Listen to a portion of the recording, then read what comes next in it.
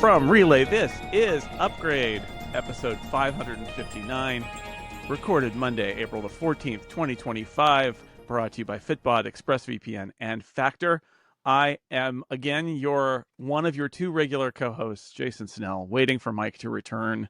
Come back, Mike. But in the interim, I have had, now the theme, if it wasn't already revealed, can be revealed, a parade of dads giving fatherly advice because of two reasons. One, I thought it was a fun theme, and two, I have to do all the work for Upgrade, and so I went with people I'm comfortable being around to not increase the level of difficulty of this paternity leave. And last up, possibly, in the list, it is my good friend, a returning guest to Upgrade after only about 500 episodes. It's Scott McNulty. Hi, Scott. Hello, Jason. I did such a good job. You had to wait 500 episodes because you couldn't stand the competition, I think. Yeah, no, that was it. that was totally it. We brought you on in episode 8 and episode 85 to discuss primarily e-readers, which is a topic that you and I both are interested in and have diverging views on, which I think is fun. It's true. And you have become, I feel, in the intervening 500 episodes, you become much more interested in the e-readers, I think. So you didn't need to trot me out to talk about the latest Kindle stuff because you already knew about it. You were invested in it.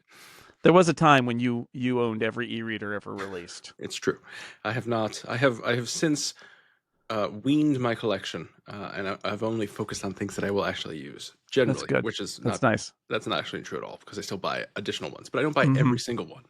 I buy them to review them, and then I generally just have them, and there are so many. Although occasionally I do feel like Captain Picard in that Star Trek episode. I do sometimes have two different books going on two different e-readers, which is I do that ridiculous. Well, I do that. But do you do that trick where you turn it on airplane mode so that the library will not take your book back? That's what I do. That is a pro tip. I like that a lot. Well, yeah, you can hold on because the e-readers don't know about time, apparently. No. Anyway, we don't have time for any of this because we have to go to our Snell Talk question. Which is actually perfectly picked for you being here.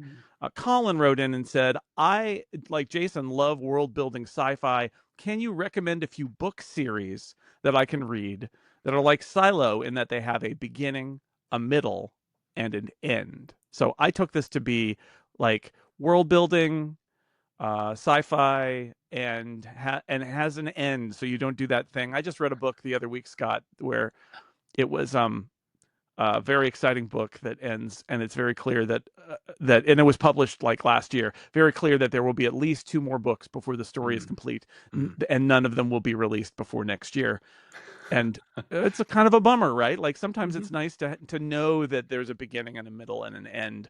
Also, sometimes there are books that are like in the same universe, but they're like I didn't mention Becky Chambers' series of novels and novellas, which I like a lot, and they are all in the same universe, and they're sort of connected, but it isn't telling one story. Every book tells its own story, and I don't think that's what Colin is looking for here either. That's true. And this is the I call the George R.R. Martin problem, in that you're really into the Game of Thrones, and I was and still am, but it takes time to write these books, and he's not done.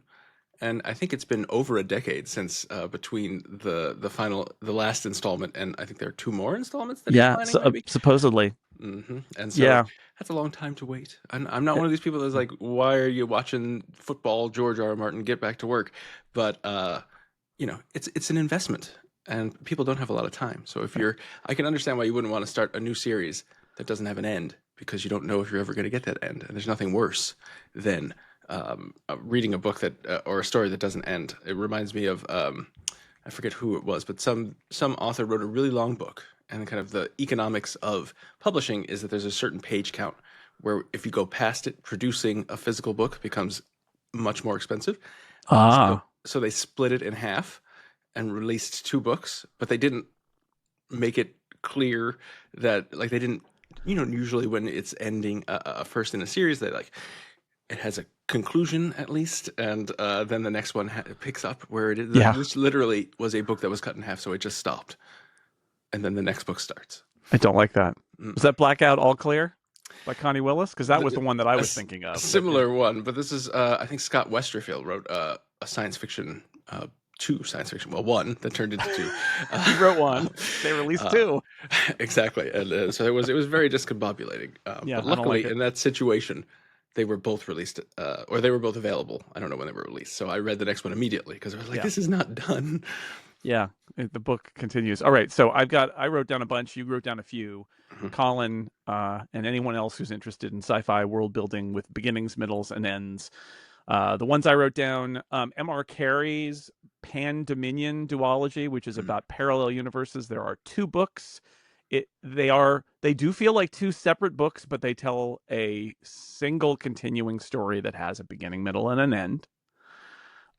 If you're really ambitious and you somehow haven't read the Expanse series, maybe you saw the TV show, maybe you didn't. It's 9 books, but it does have a beginning, middle, and end. You could argue that it's sort of like 3 books, 3 sets of 3.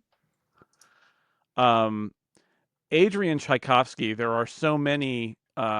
He's one of my favorite writers going right now. He wrote the Final Architecture series, 3 books starting with Shards of Earth. That is super weird. But I enjoyed it. It's sort of like, almost like What If Star Trek, but very much weirder than that. And he wrote a series called The Children of Time, which has 3 books starting with Children of Time. Those are less beginning, middle, and end. I guess I'm cheating a little bit. Those are a little more shared universe, but they have some connections. I really love the Long Earth series by Terry Pratchett and Stephen Baxter. There are 5 books there. It's sad because I think Terry Pratchett was more involved in the beginning and obviously not involved much in the end as he was fading away. But also parallel universes. I ate that up. Like 5 books. I just like inhaled those 5 books. You're not supposed to eat books, Jason. I know, but I did because I got a rare chocolate edition, Scott. Oh, so delicious. It's pretty nice. And I wanted to mention the Merchant Princess series, another parallel. I went through like a parallel universe series binge last year. That's Charles Stross, starting with The Family Trade. And those were all fun. So there's some recommendation. But if I had to pick one right now, and I'd say this is going to give you a world building beginning, middle, and end, might go with M.R. Carey's Pan-Dominion. That's a really nice duology. So it's multiple books, but not too many. It's for sure. It's a lot of fun. And Jason listed many that I would have listed before I put it on the list. So I think only one of mine really counts as answering Colin's question, and the other 2 are kind of cheats. So I will start with the one that actually counts, and with Yoon Ha Lee's The Machineries of Empire, which is, Jason, you said Shards of Earth is weird. The Machineries of Empire, which starts with 9 Fox Gambit, is incredibly weird, and it very well written, tells the whole story. It's a weird, super weird story, but it's super sci-fi. So if you're looking for sci-fi where different regions of space have different rules and we're not quite sure why, but then we kind of find out maybe we do, maybe we don't, pick up that series. And then the other 2 are complete cheats. One isn't even science fiction, although one could argue alternate history is science fiction. Jo Walton is a great writer, and if you haven't read anything by Jo Walton, you could basically pick up anything by her and read it. The thing that popped into my mind for this question was the Small Change series, which is Farthing, Halfpenny, and Half a Crown. It's an alternate history where Britain's Neville Chamberlain's appeasement works, basically. Yes. And so they join with Hitler. Exactly. And it's a detective story, which I like. And it has a beginning, a middle, and an end. Now this one, my final recommendation, does not have a beginning, a middle, or an end, but it does in that the author is dead. So there will be no more of them. Great. And I believe Amazon is turning them into some high production, super expensive TV show, maybe. The Culture novels by Ian Banks, which are all set in the same universe, the Culture, but they are not related to each other in that they don't tell the same story. But it's a kind of an overarching mega story, and you can pick up basically any of them, and you'll have a good time, depending on your definition of good, because some of them can be kind of grim. But it's true. Well, I hope this helps, Colin. Many picks, and we'll put them in the show notes too.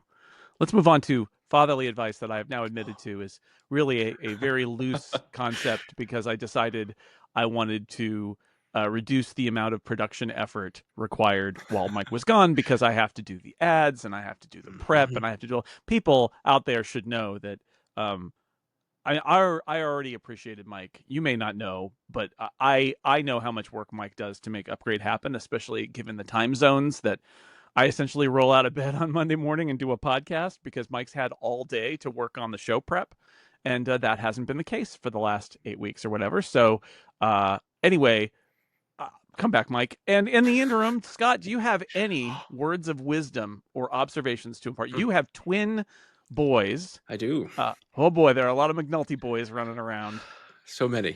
Anything for Mike and his singular child? Oh, it's easy. That's what I say. One child I laugh at. One at a time. Come on, Mike. You're an underachiever. I will preface all these things by saying I love my children. Great. Which is important to make clear at the start.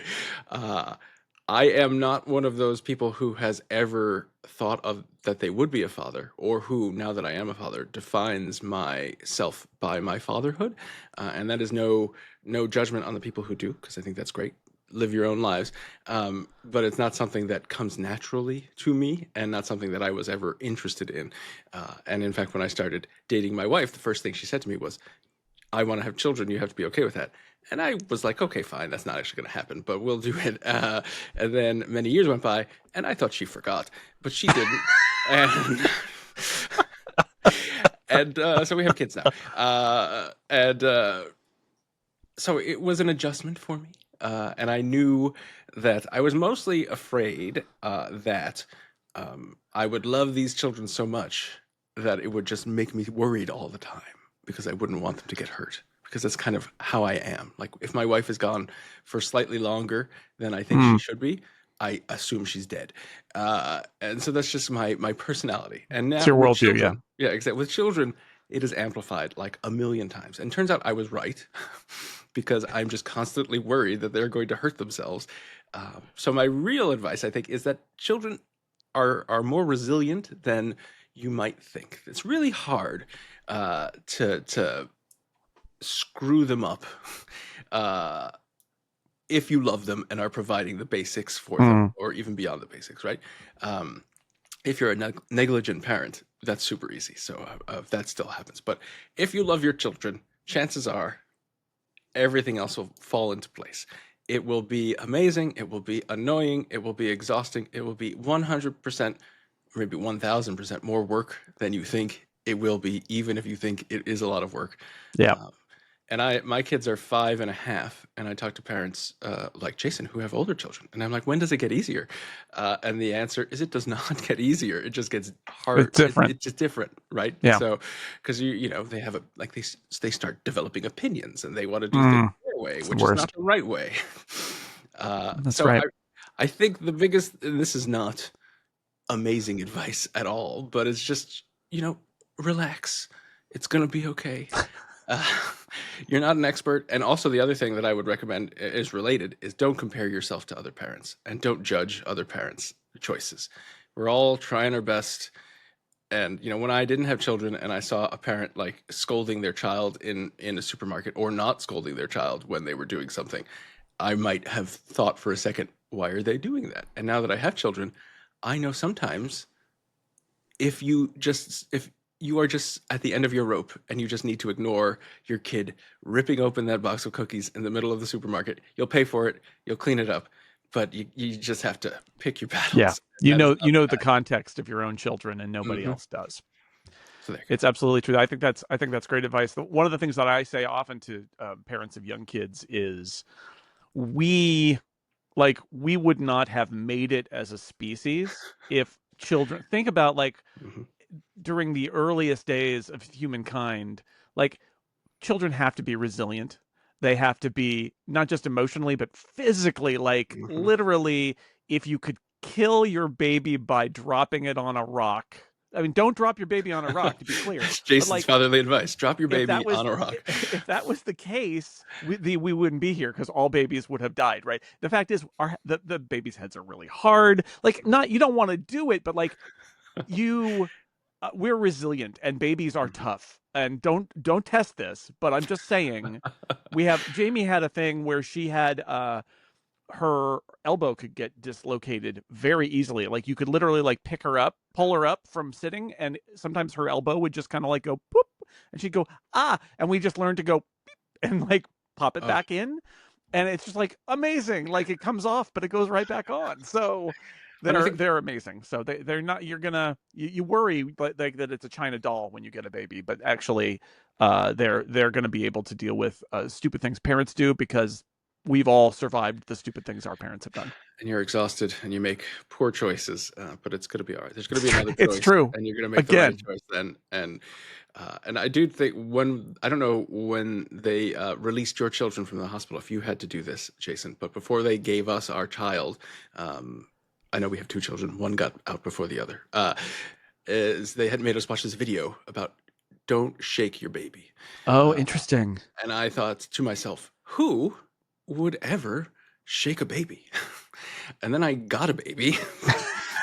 And I thought, I see why you might shake a baby. Don't do that. Don't. So that's a bad one. Don't. So that's my other advice. Don't shake your baby. Don't shake your baby. You can shake your booty, but don't shake your baby. Got it. Very good advice. I don't know. Honestly, I don't know if they showed us that video, Scott, because it's all a blur. But we did like a class before and stuff. So I think we got the lessons. All right, and that is fatherly advice, possibly for the last time. Or maybe it'll be a continuing segment where I just keep bugging Mike. Or Mike imparts advice, things that he's learned to others. He's a father now. He might have some advice. It could be. All right, well, we are going to move on to follow-up. I have a bunch of follow-up. First off, I just want to mention that I did the calculations. We did a paternity draft. We're going to resolve it next week when Mike returns, assuming he's back next week. Our tiebreaker was the total number of minutes of upgrade episodes released while Mike was gone. Now, the good news is, for Mike anyway, that so many weird things happened while he was gone in terms of what we drafted that he's going to win the draft. Like, I'm spoiling it right now. He's going to win the draft. I guess I could make it more mysterious by saying it's going to be it's not going to be tied. But the point I'm making here is, if it were tied, I looked at the tiebreaker, and this episode would have to be about 44 minutes long. So if it were tied, I would be thanking Scott for being here. Goodbye, good night, everyone. Scott. I'd do a short episode and I'd win the draft, but it doesn't matter. So we'll just do another one of these long guest episodes that we've been doing all along. So that's my paternity draft update. I heard from some people about my Fresno Apple Store setup story. Mikhail wrote in and said, I've never set up an iPhone in the store. Why wouldn't you buy the phone still in the box in the store and set it up at home when you are more comfortable? Okay, Mikhail. In hindsight, okay, I gotta back this up. When we're 40 minutes outside of Fresno at my sister-in-law's house, and they're talking about going to the Apple Store, first off, it's just an idea from my mother-in-law, and then my sister-in-law jumps in and says she could really use a new phone too. And I'm sitting there minding my own business, drinking tea, reading the paper, whatever I'm doing, tapping around on my iPad, and I am trying not to say anything. Like, hoping maybe I could dodge this, right? Like, they'll think better of it. And then, like, and I'm not going to volunteer. I'm not going to jump up and say, yeah, let's do it. Let's go to the Apple Store. Because it's a 3-day weekend. I want to help them, but I also don't want to help them that much. So I go with them. All right, we're going to do it. I'm still in that phase of mind, though, which is sort of like, I'm here to help them, but I kind of want to just let them. I don't know whether that's that I was trying to be hands-off or whether that I wanted to kind of observe what a normal Apple Store interaction is. Mm-hmm. But as a result, like, I think in hindsight, if I had been running the show, I would have said, let's just sweep in, get the phones, get out of there, and then I'll set them up back at my sister-in-law's house. But I didn't do that. And then the transfers started to happen, and there were lots of mess-up things with Verizon, and there was a lot going on there. I was also concerned about my mother-in-law's phone being completely inoperable, which it wasn't. It turns out just had a very bad battery. I also heard from one of my retail sources relating to this, who explained Apple always wants to offer the option of walking out with your new phone up and running, especially if you're doing a trade-in where you don't want to have to come back to the store again. But we always encourage the customer to take the phone home and do it there because it's less of a strain on our staff. The vast majority of our customers over the age of 40 have had PTSD from previous iCloud backup restores going horribly wrong, so they choose to stay in our store to play it safe. Also, I was disappointed that you were abandoned during the Verizon problem. You should have been at a setup table where there was someone stationed there helping everyone and moving around the table at all times. Whereas we sort of had somebody who then left and they had to find them and bring them back or bring somebody else back. So the point is, yes, Mikhail, in hindsight, the surgical strike technique to the Apple Store was the right one. But I was trying to let my mother-in-law and my sister-in-law kind of go through the process being there to help rather than being like the guy who rolls into the Apple Store and says, all right, I need 2 phones. Here we are. Let's go do it. I just sort of like wanted to let it happen. And that led to that moment where they're both calling for me across the store and I'm bouncing between them and all that. And I was like, in hindsight, it would have been less stressful for all concerned if, except me, maybe, if we had just taken the boxes and go, because then back at home, I would be there calling out like, I need you to enter your password. And do you know your Verizon PIN and all of that? Anyway, it's your choice. I think the truth is my mother-in-law especially wanted to go through the process of making sure her iCloud backup worked and that her Verizon got transferred and so she could go out of the store with her phone functional. And I understand that. I think a lot of people, that's why they do it in the store. And that's why, as my retail source said, that's why they are open to that, even though they are more than happy to just let you walk out with a box because it means they don't have to waste their time. Oh, man. But going to the Apple Store is horrific, generally speaking. I should say everyone who works at the Apple Store that I've interacted with has been lovely. Yes, agreed. But the experience of the Apple Store, for me, I have never had a very good experience at an Apple Store. Even, you have to so much like I go to the Apple Store to buy something and I cannot find anyone to sell me something. Yeah. I have to, my wife Marisa has taken to raising her hand in the middle of the store. Oh, interesting. Which is unusual. And then a concerned Apple employee shows up and says, "Can we help you?" And she says, "Yeah, I want to buy this cable," or whatever. And then she gets it going. And I know you can buy it on your phone yourself, but yeah, you can use an app about that. I know it is weird. I have done that, and then I walk out and I'm looking around to see where the secret camera is or the big burly guy who's gonna stop me if I don't verify. But I like Marisa in the most polite way has learned you just make a scene. That's right. Just cause trouble. Just cause trouble, and someone I'm will sorry. say, "Do you need to be helped? Can we help you, crazy lady?" Yes, I would like to give you money for this product. Yes, and they're like, okay, we can do that. One of the things that I noticed at the Apple Store that amused me. And I can't do this at my local Apple Store because they know who I am now. They've spotted me. I didn't get spotted at the Fresno Apple Store. Is I really love the secret drawers on those tables. Have you noticed that? They've got there's the secret drawer with watch bands, and there's the secret drawer with phone cases, and there's the secret drawer with money. That was the one that made me laugh in Fresno. Is there's a secret drawer with cash in it? Like, first off, who is going to the Apple Store and buying something with cash? But anyway, if you are, there is a cash register. You don't want any record of this. Light pine. Those special custom super expensive tables that have, I guess they're super custom because they need special secret drawers. They got secret and they all their key cards open them. They all got NFC taps on them that make them kind of emerge. It's pretty wild. So we also got David Smith was on last week and we were talking about Apple Watch wireless failures. You don't have an Apple Watch, do you, Scott? Or do you have an Apple Watch? You're a Fitbit guy, right? I'm wearing both a Fitbit and an Apple Watch and an Apple Watch. Moment. Amazing. All right, so you're doubly monitored. I'm not an insane person who goes running without his phone, though. Okay. Well, you see that is my problem. So you've got a Fitbit, an Apple Watch, and a phone when you go run. On my run, yes, exactly. Amazing. All right. Well, it's good. It's like weight training. It's like army guys running with a backpack, heavy backpack. It's the same kind of thing. All right. We talked about wireless failures. Ryan wrote in and said, I had this issue as well. I found the best way to work around this is to turn off Bluetooth completely on your phone and then switch off Wi-Fi on your watch. This will force your watch to connect to LTE and you'll get no audio cutout. That's if you're using a cellular watch. But yeah, that's the idea there. I also heard from somebody who said if you can set up an automation so that when you start a workout, it turns Wi-Fi off on the Apple Watch at that moment. And that might work. I love these workarounds. I'll just point out this shouldn't be a problem. Like that. The reason we mentioned it is because Apple should not do this. Like that's weird. Like you could fix it. Is not the truly right answer. We got anonymous feedback that said, I've learned when I go to the gym, some of these feedback items are amazing. I need to turn off my iPhone while it's in a locker. If I don't, I have audio issues as I move from machine to machine in the gym. If I happen to wander within Bluetooth range of my phone, I wish the workout out on the watch would default all audio playback locally to the watch. Ryan wrote in and said, I'm listening to you talk about watch Wi-Fi range. You remind me of a very frustrating experiment I did last year.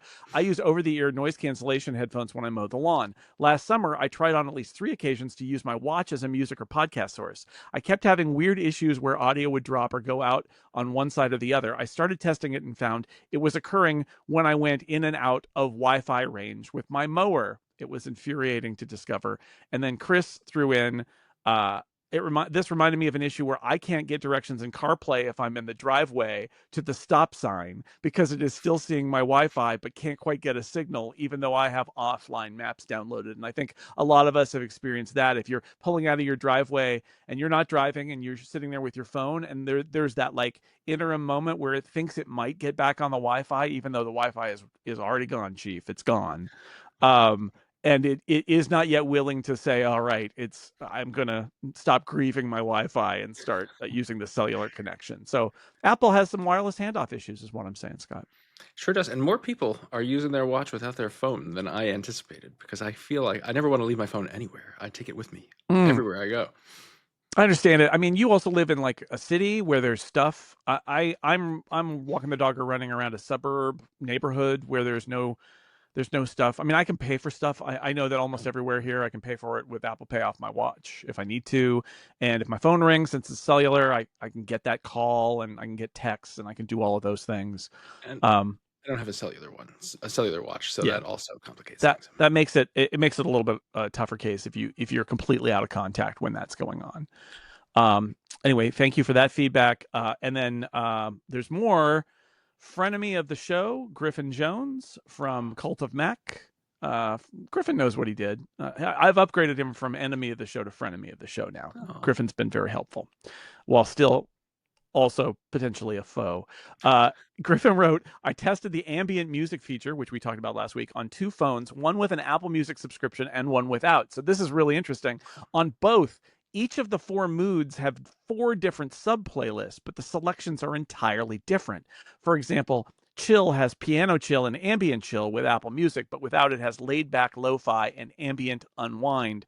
Without, it plays uncredited generic music with generic artwork. And there's a link to an article we'll put in the show notes about this. So basically, if you use Apple Music, your ambient modes are Apple Music playlists. If you don't have Apple Music, your ambient modes are mysterious, bespoke, Apple-supplied things that might still be Apple Music playlists, but nobody can see them, and they're just secret and licensed, and Apple's willing to pay whatever it's paying for those, even if you don't pay for Apple Music. But they're probably substandard. They probably tell you it's like they're not good. They're the bad ambient music. I don't know.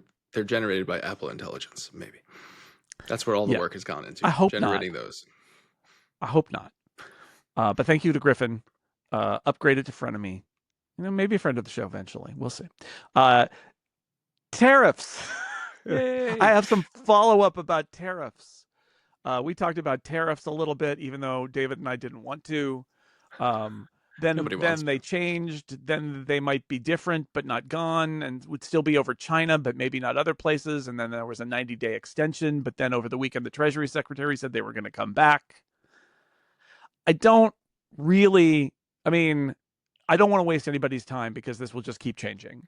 Other than to say that there were a couple good articles last week, especially a 404 Media article that goes into great detail about why you're never going to make an iPhone in the United States. Has to do with the supply chain, has to do with the inability to build factories, has to do with the lack of workers who know how to run that equipment, the fact that you would have to import the equipment and the imports are also tariffed. There's so many reasons, and if you just look at what TSMC has tried to do in Phoenix with their American chip plant, like they basically had to bring in a whole bunch of people from Taiwan because they needed workers, and there are American workers in that plant, but we don't have the workforce and the training of the workforce to do that sort of job. Plus, most Americans don't want factory jobs. They want factories back in the US, but they don't want to actually work at a factory. So I don't know. When I wrote my Macworld column last week, I said one of the top, maybe the number one thing, and I think I mentioned it here, that Apple can do is work the refs, is talk to the people in the White House and get them to do things that are favorable for Apple. And I still think that's the case. I thought that was the case when they announced that smartphones were going to be, and chips were going to be exempted. And then the Treasury Secretary said only for a little while, and then maybe they'll come back. Nobody knows what's going on. Everybody, just look at the stock market like it's a roller coaster and go, whee! That's my advice.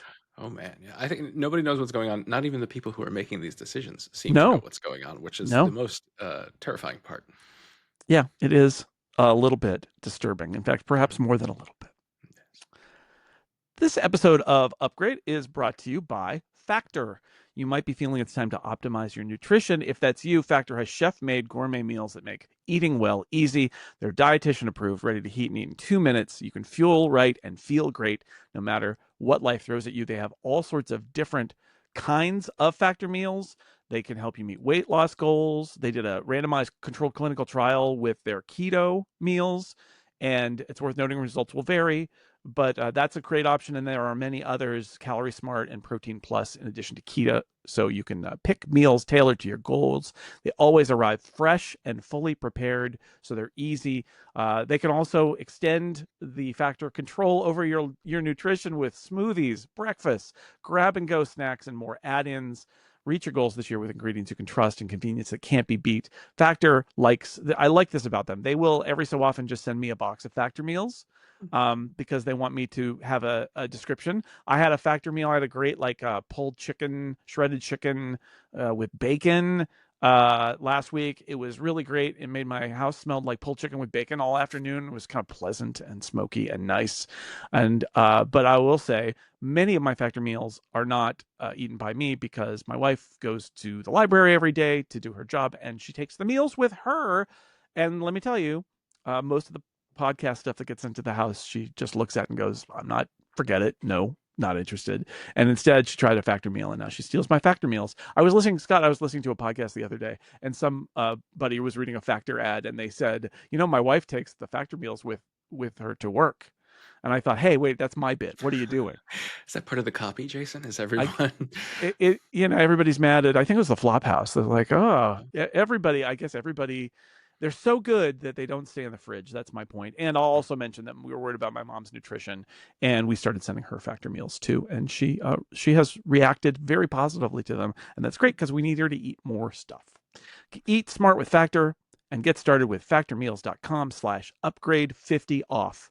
And use code upgrade50off to get 50% off your first box plus free shipping. That's code upgrade50off at factormeals.com/upgrade50off to get 50% off plus free shipping on your first box. Thank you to Factor for supporting Upgrade. Scott, it is now rumor roundup time. Yeehaw. Thank you. That is the level of excitement that I expected. Over at The Information, Wayne Ma did a big story last week called How Apple Fumbled Siri's AI Makeover. It is a tale of years of indecision and frustration. It turns out while the users were frustrated on the outside, people at Apple were frustrated on the inside. And this is the thing that I know sometimes we talk about things Apple does and people go, how could Apple not be upset with this thing? And what I always try to say is, there are people who are in the know, who are inside Apple, who are also upset about this thing. And yet somehow it keeps happening. It portrays John Gianandrea, head of machine learning at Apple, and Siri head Robbie Walker as complacent and tentative and very conservative with their decision making. Walker reportedly spent a lot of time on small wins, like reducing response times by a few percentage points and getting so that you didn't have to say, hey, before the trigger word, rather than the perhaps systemic larger issues. Many other Apple employees outside the AI ML group, artificial intelligence, machine learning, felt that the people in the group were paid more, got promotions faster, and worked less leading many of them to start referring to the AI ML group as aimless. I see what they did there. That's an Apple burn. And Gianandrea, when he came in, did not reorg Siri when he was hired. He didn't think it needed a reset. And I think, Scott, the best example of the portrayal of a company in deep dysfunction, there were two separate AI teams, the AI ML team under John Gianandrea and intelligence systems under Craig Federighi, because that only happens, it's either a turf war or one side is frustrated with the other side, and how you allow that to continue to go on. Very clearly, the OS group under Craig Federighi, the software group, was like, we're not getting what we want. We'll build our own intelligence systems group. They'll never know. They'll never know if we call it intelligent systems. Break the code. It just, I mean, that's the one, Scott. That's the one where I just shook my head and I was like, that is really dysfunctional when you've got two separate warring factions inside different divisions inside Apple. That's not good. No. And I don't know, I have no insider knowledge, so I should say this. But this reads to me like this might be, for a long time, AI was not a thing until it was, right? And that's not a huge revelation. But all these companies were looking into it because they knew something was there, right? And we could use, and Apple's been using machine learning for a whole bunch of stuff for a long time. So it's natural that they'd be searching and looking into it, right? And Google and Microsoft, they've all been doing that. And then OpenAI comes along and says, this is the greatest thing. It's going to reinvent everything. Everybody's like, OMG, we have some of that. Let's just put that in a thing, right? Because we don't want to be left out. We have it too. And we didn't think it was good enough, but OpenAI said, it's fine. And everybody else pretty much said, I'm okay if it just makes up stuff mostly. And so I feel like this is perhaps an issue where a research project suddenly becomes like the most critical thing that you need to get into everything, no matter what. And then you get all this kind of dysfunction. When I was like, well, it's fine, it's interesting. Let's, let them do their own thing. And then people are like, whoa, we can't have that group of people doing stuff. Like this now matters. We need to take it over. That's what it feels like to me. Yeah, I think you have nailed it. Actually, that's exactly what I feel. Is that I get the real sense that John Gianandrea is a very kind of almost professorly research kind of guy, where it's like big thoughts, deep thoughts about machine learning. And that might lead into him scoffing at LLMs for, not being good enough and being kind of dumb and making lots of mistakes, which is all true, right? But you end up at that point, I think you underscored it there, the idea that suddenly this is an important, like, tactical product that needs to ship. And the sense I get, anyway, is that group was not so much about the let's move fast and ship products as let's think deep thoughts about the right way to do something, which is probably why that other group was put in place in the OS group under Craig Federighi, because those people have to ship, like, that's their job, is to ship OS updates. So it's still dysfunctional, but I can understand why, in the sense that it went from being just a research project with occasional spinouts to do like photos. Well, let's upgrade how photos recognizes faces and things like that, into being no, we need to do a sprint to get a product out there. And in some ways, you could say it was almost inevitable. That moment where everything changed was going to be kind of cataclysmic for some of the people working inside Apple, because if you're not built to shift into high gear, you can't do it, and somebody else is going to have to do it. And the article spends a lot of time kind of bemoaning his management style, about being like he's not as type A or confrontational as the rest of the Apple executives, which made me think, I don't want to work for those Apple executives. But that's enough. They're very successful, so who am I to judge? But I feel like, I imagine, now, Jason, I've never applied for a job at Apple, but I assume at a certain level, and it may be even a low level, it's very difficult to get a job at Apple. And there's a lot of, they interview and kind of about your personality. Even at a low level. Yep. Exactly. They do interview. Even at a low level, you have an interview to work at Apple. But I think they try to get a sense of your management style. So this could not have been a surprise when they hired this guy to do this. And I Yeah. think his job changed I as the I market changed, and yeah. he is not the right person to do the new job. Possibly, like I don't know. According to this article, certainly, Right. he's not the right person to deliver this. Well, And it makes and me think of it might explain why he's been sort of like he continues on in this role, but this thing has been taken away from him. Is it? Mhm. It seems to me like look, that could be window dressing, and he could be on his way out. But it's also that they could have just said functionally, "You're going to go back to doing what you did before. We're not going to make you ship products. We want you to do R&D about the future of AI and machine learning, and you and your team of people with like patches on their sleeves and stuff your like wood that." paneled studies. Yeah, you can still do your kind of more academic, publish your white papers, Mhm. R&D stuff over there, but over here the house is on fire and we got to ship. And there's I think that function is important because it gives Apple cachet amongst the super smart nerds that are interested in this and the people you'd Yeah. want to hire to make the products or to investigate the future of it, right? So you want to have that group doing this stuff, but they can't be the same people who then turn it into a product because it's just not the way they think, and it Yeah. wouldn't be how you'd want them to think, frankly. Yeah. Would you want one of the professors at your institution to be placed in charge of shipping a product? Maybe you shouldn't answer that question because Well, you've got an employer. I do. Well, I will Professors have say a certain mindset. Could we yes. say that? Professors have a very important skill set, and managing people is generally outside of that skill set because they're thinking about other things, and they have a particular. And I want to. Not all professors are the same. Not all academics are the same, but generally they are interested in one particular thing, and they just want to think about that thing, and they don't want to think Right. about the HR paperwork or the deadline. Like what deadline? It's not done yet. We're not going to Yeah. ship it, and that's not Exactly. that is not a right answer when you are a company trying to sell a phone that needs to Yeah. have AI in it. That's exactly right. I also think this other data point that struck me was the managers were told they couldn't use models from outside companies Mm. in Apple products, and that I understand it on the level of you look at some of the output coming from some of those LLMs and you think, ugh, that's bad, and yet they're taking the world by storm and people are using them and are more forgiving. And I can see somebody at Apple in general, but I can also see a more academic AI person scoff at that and say, no, no, no, no, we're gonna build our own models and they're going to be held to a higher standard. I can see that.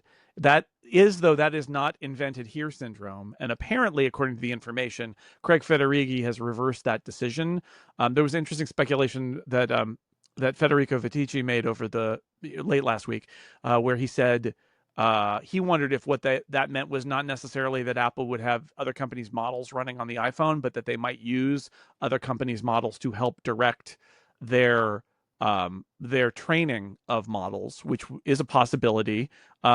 Also, I mean, a lot of us who have tried these various features have said when you can get Siri to go to ChatGPT, everything does start to work better. And most of my frustrations with Siri over the last year have been, or at least since they enabled the ChatGPT stuff, has been when Siri takes a query that is very clearly for ChatGPT.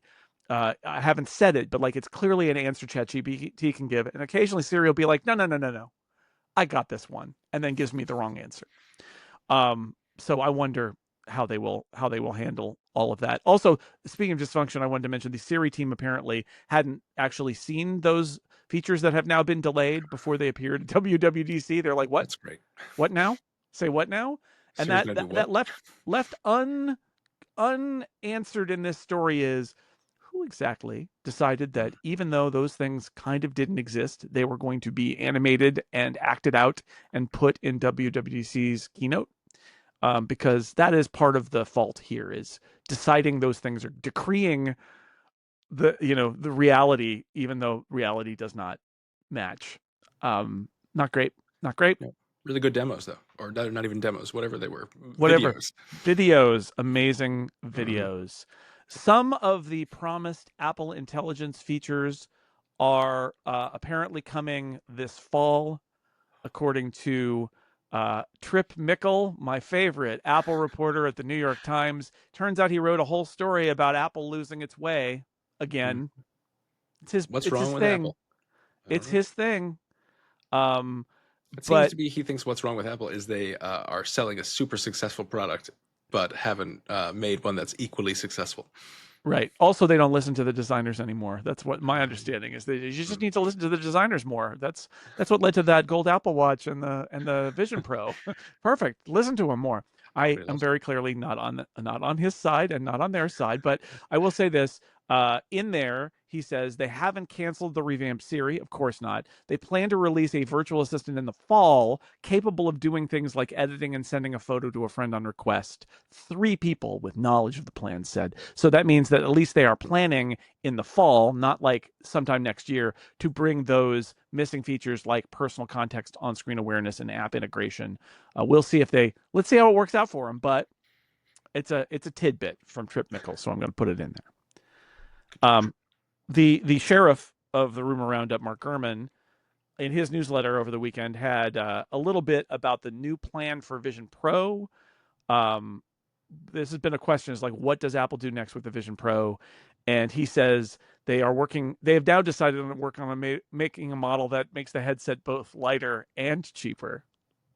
I read this and I was like, okay, like, sounds good. Yeah. He has previously reported that no, it will only be lighter, or no, it will only be cheaper. And this time he's like, hey, what if it were both?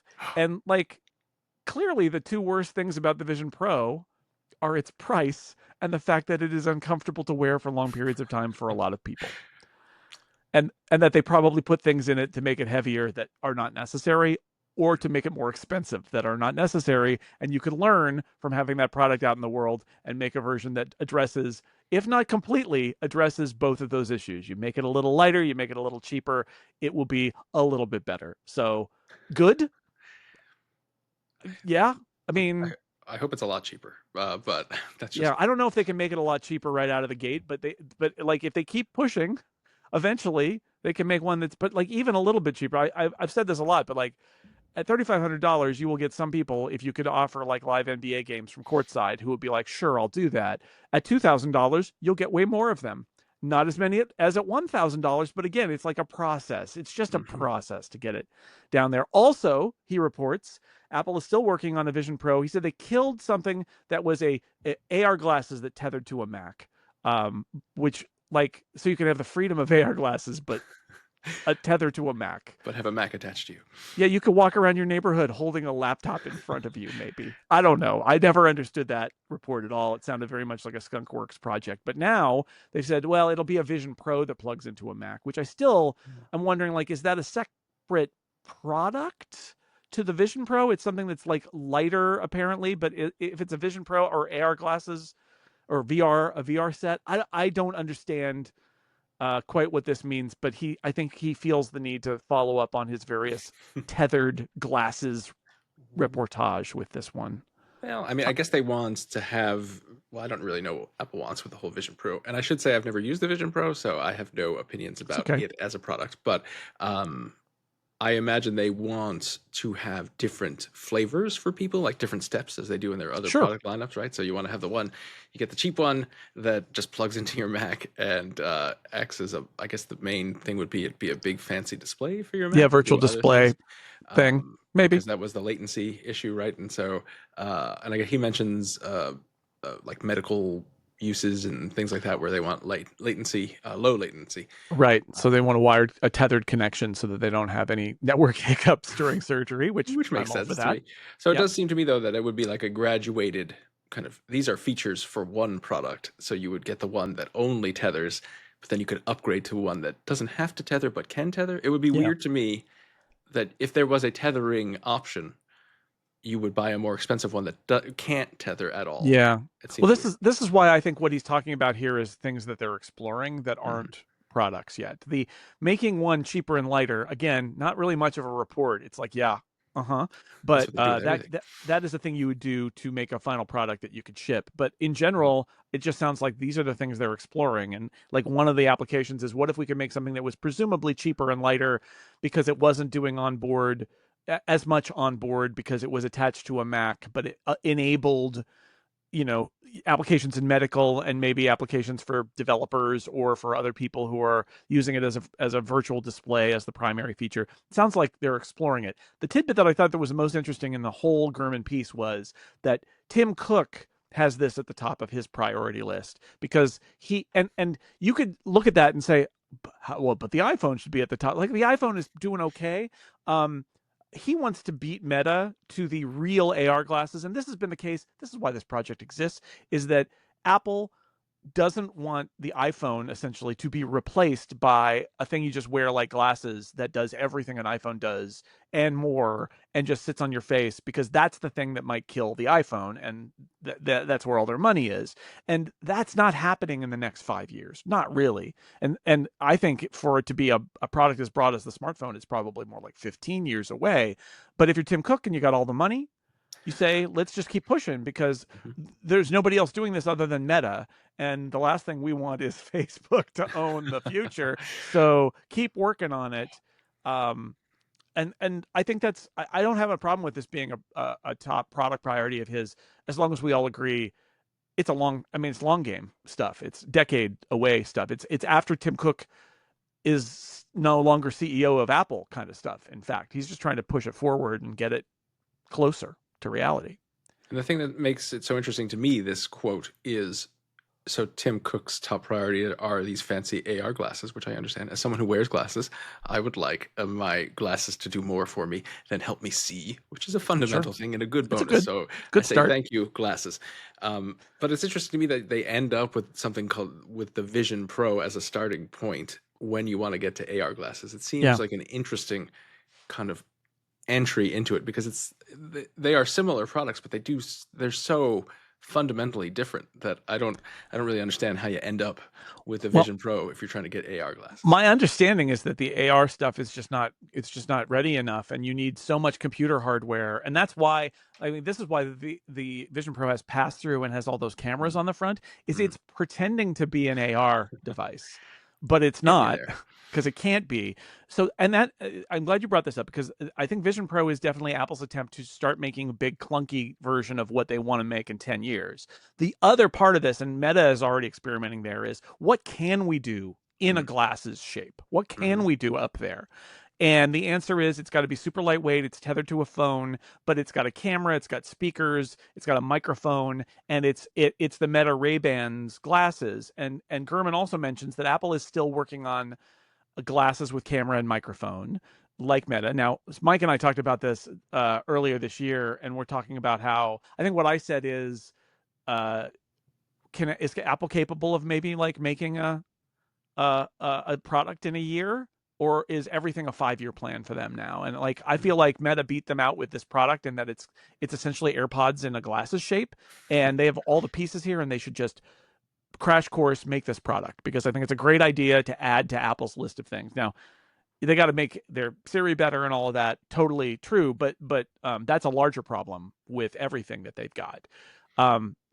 What troubles me is Gurman's report says the company is actively debating whether it will allow the glasses to capture media like competing models.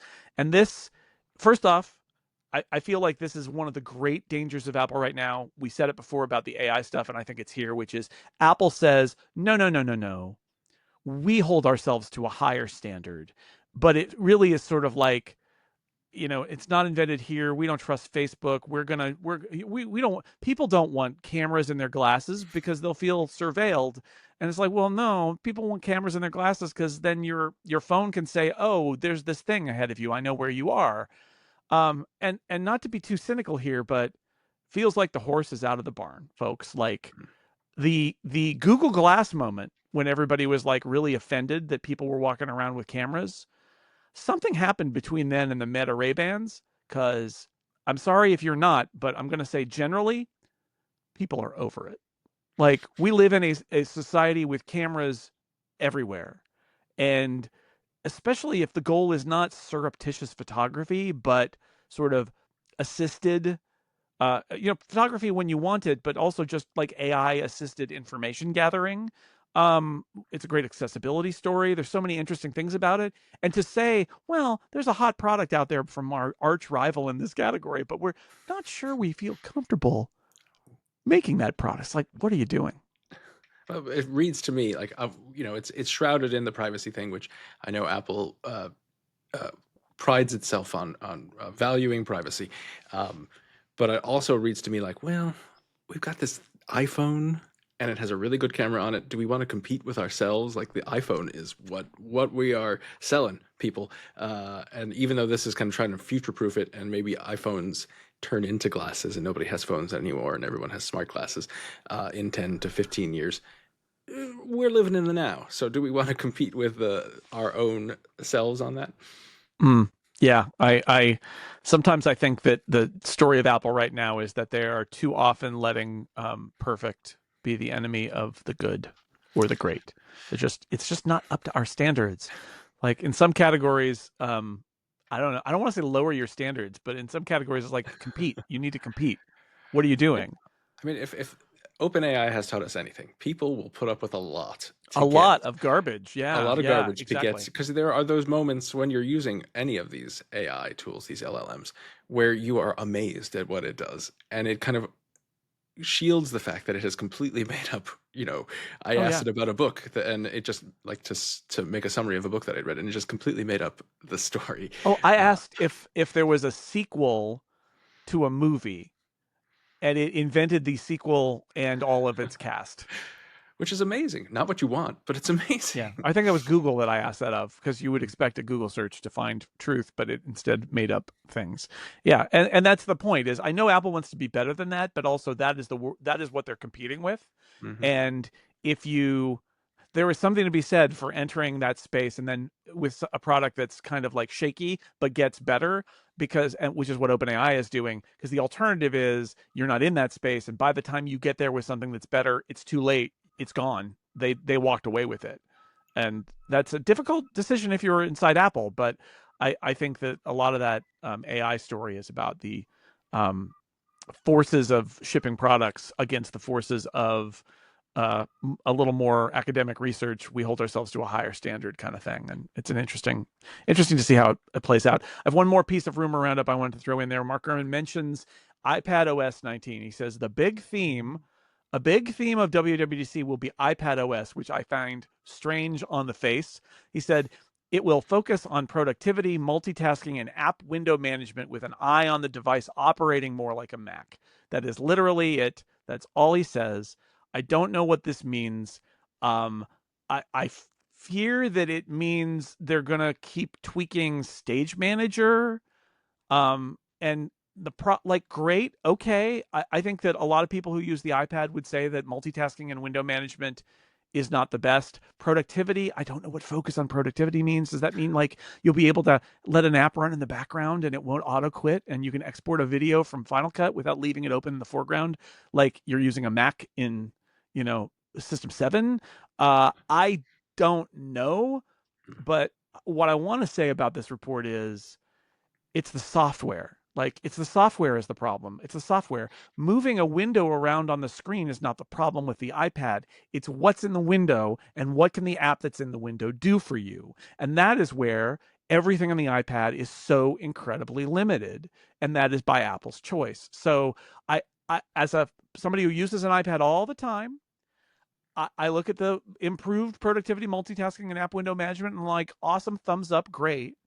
And yet part of me is like, feels like they're rearranging the deck chairs again. Like because I don't think any of this solves a root problem with the iPad that Apple seems unwilling to solve. Instead, they're like, oh, you don't like that we don't offer all these different apps and all this functionality, but you can move your windows better now. Is not, I just don't see it.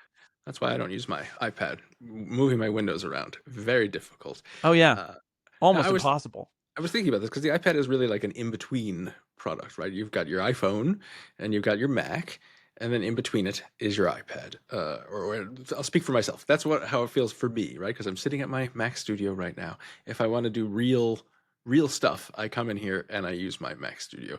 If I'm just surfing the web or whatever, writing something, like I've even written long kind of little essays on my iPhone because it's right there. It's easy to hold.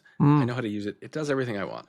And then I think, oh wait, if I'm going to write this thing, why don't I use my iPad? I can sit on the couch. I have the little keyboard thing. It'll be great. And it is it is a great product, and I like it. But if tomorrow the iPad were to disappear, I don't think I would miss it. Hmm. I For would me, I my would phone. miss it.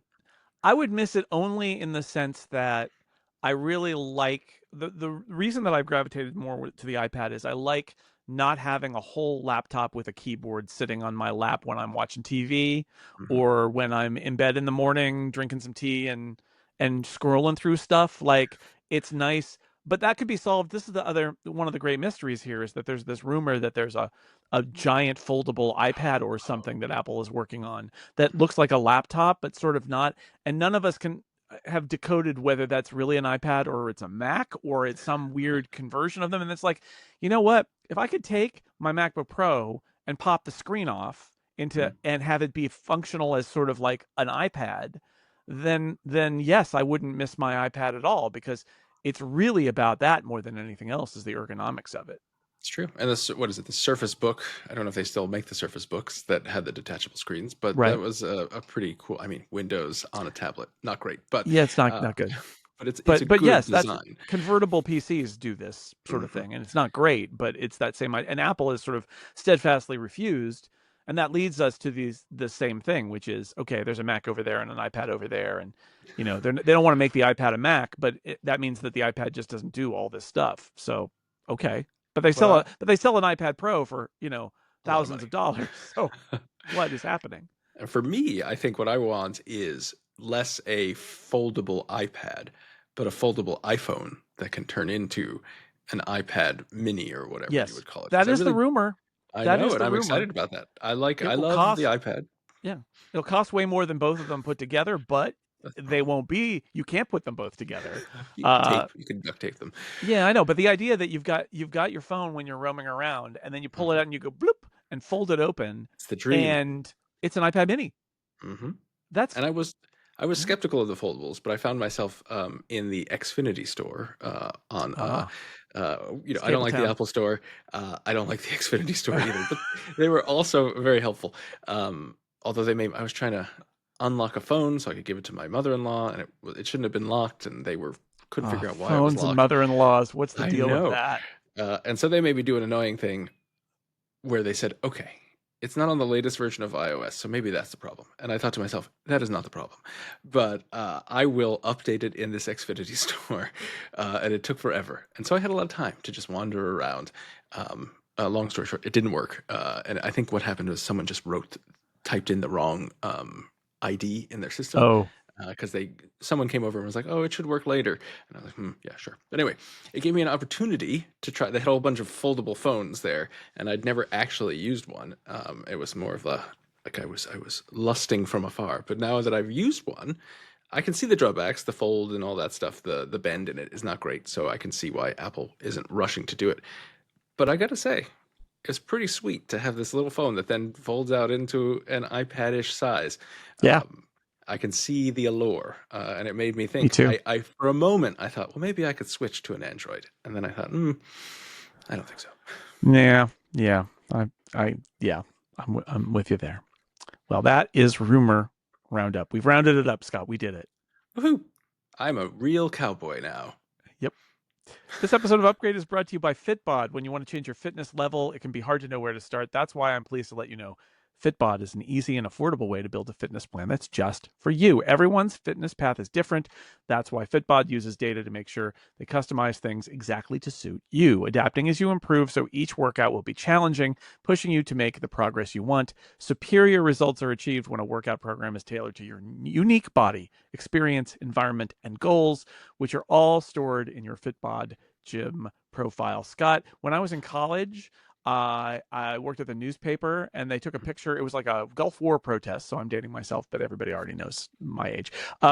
And I was covering it for the local paper, but I got in the LA Times a Ooh. photograph of it because I was sort of, walking backward in front of the protest, taking pictures and talking to people. Mhm. And the reason that I bring this up now is that Fitbod just said your unique body, and it appeared in the paper, and a woman who was a photographer on staff at the college paper said, "Oh, I knew that was Jason because of his unique body type." Oh, isn't that sweet?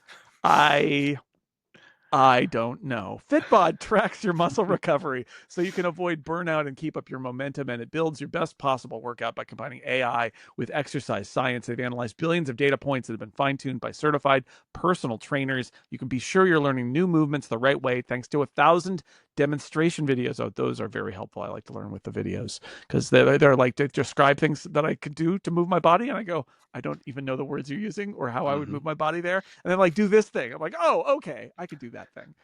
Muscles improve when working in concert with the entire muscular system. So overworking some muscles while underworking others, it's bad. It's bad. My physical therapist told me that. It's like you can't just do the one side. You got to do both sides. That's how that works. Fitbod tracks muscle fatigue and recovery to design a well-balanced workout routine, which means you'll never get bored. The app mixes up your workouts with new exercises, rep schemes, supersets, and circuits.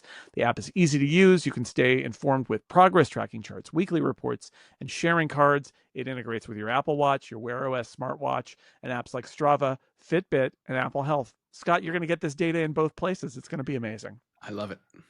Personalized training of this quality can be expensive, but Fitbod is just $12.99 a month or $79.99 a year. And you can get 25% off your membership by signing up at fitbod.me/upgrade. So go now and get your customized fitness plan at fitbod.me/upgrade. That is fitbod.me/upgrade for 25% off your membership. Thank you to Fitbod for supporting Upgrade. Scott, we promised, and now we deliver. That's right. I promised this. I talked to Mike about this before he went on leave.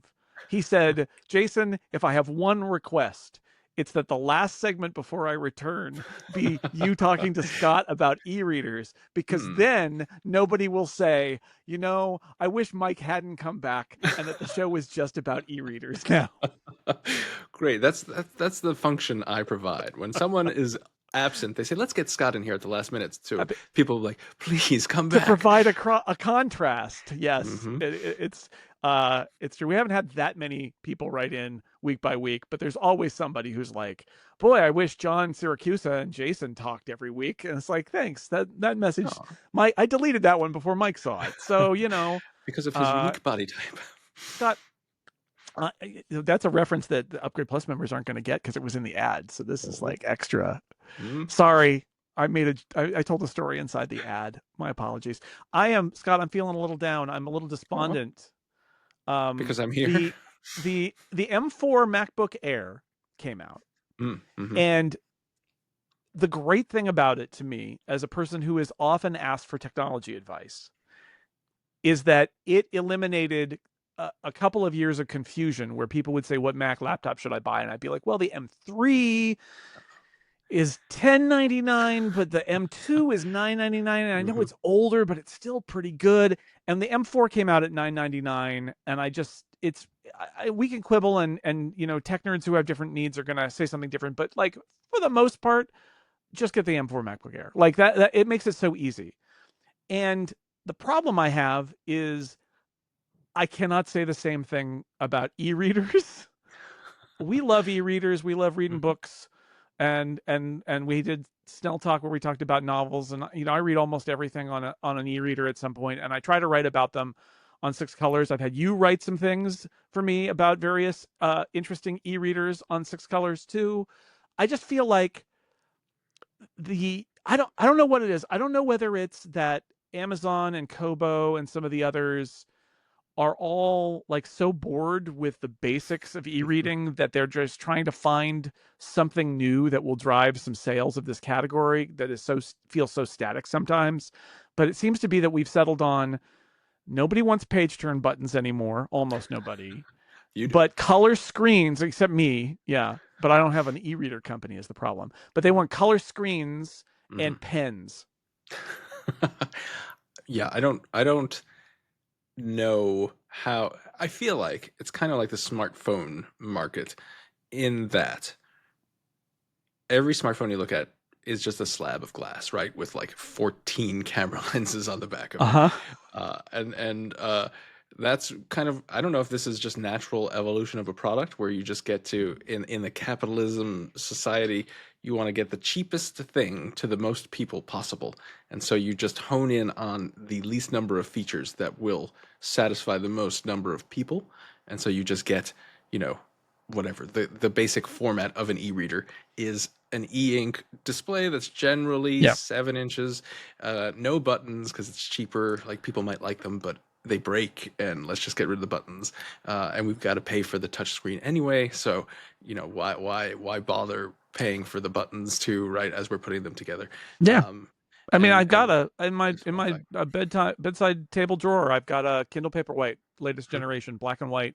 And like the truth is, that is my recommendation. And I sort of got turned off of Kindles, and I don't like that it doesn't have buttons. But like, it's 159.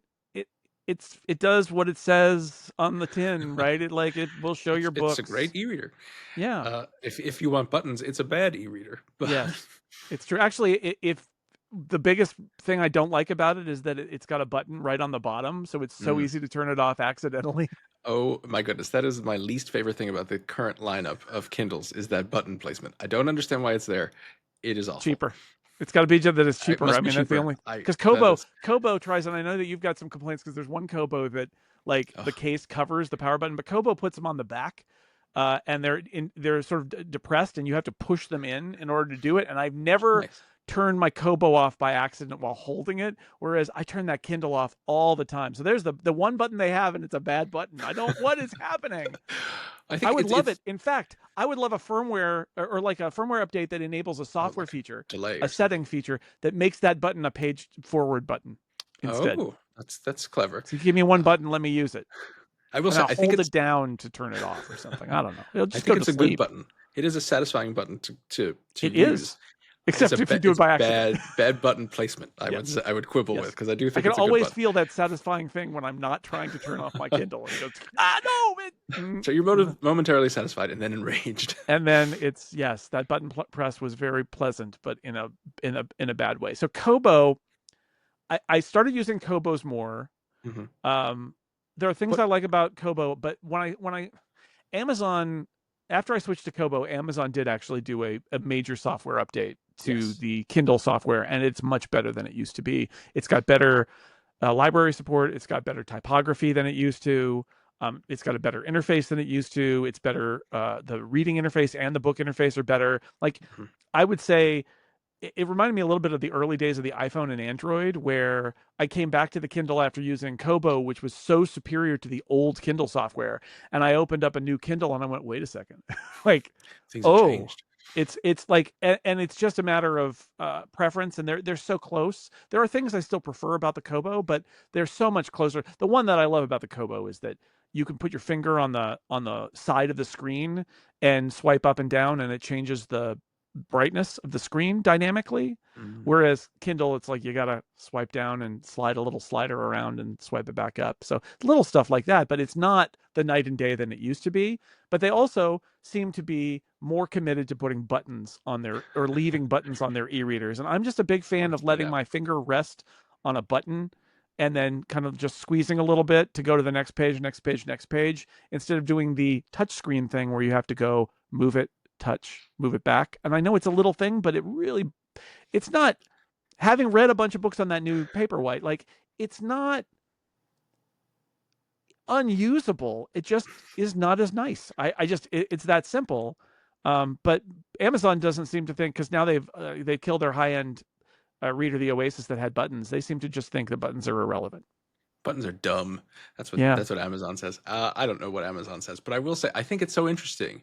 Reading is a very intimate experience because the thing is close to you. It's taking up your entire kind of concentration, right? And that's why you have an e-reader, is because you want to concentrate on Yeah. what you're reading, and you don't want at least for me, the siren call of the internet or the Yes. notifications or my Yeah, I could just flip email. over and check Twitter or Blue Right. Sky right now. I could just flip over and do that right now. It's like, no, you can't.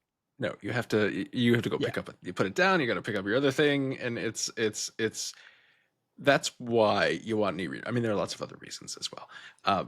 But then that brings up the your friend and mine, John Syracuse, talked about how the weird things that people do by themselves, and they don't know people do things differently, like brushing your teeth, and how you wash your mouth out after you brush your teeth is something that everybody does, but you just assume everyone does it the way you do it.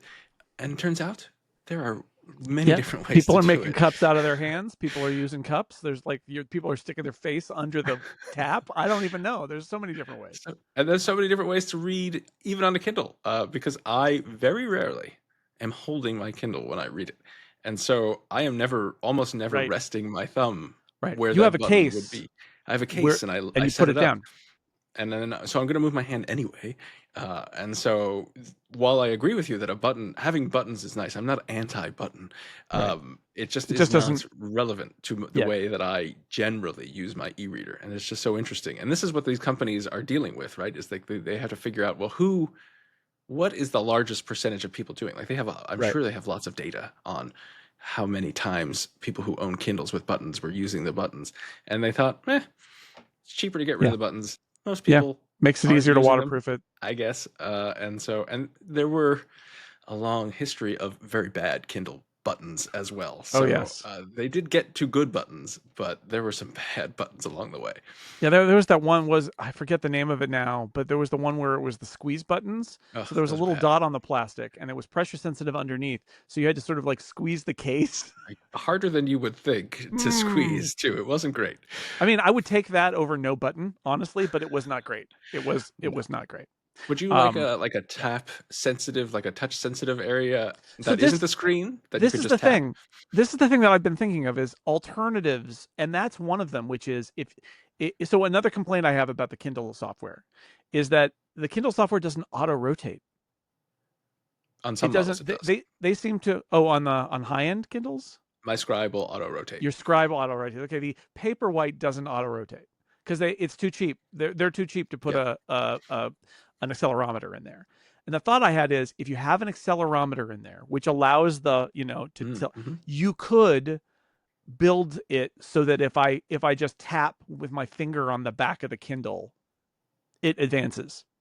And that would be great. Like because my issue, I mean, it would not be as good. It would be different from moving my finger. But if I for me, sorry everybody, I'm just going to explain this really quickly. The reason I care about a button is mostly because I don't want to shift my grip.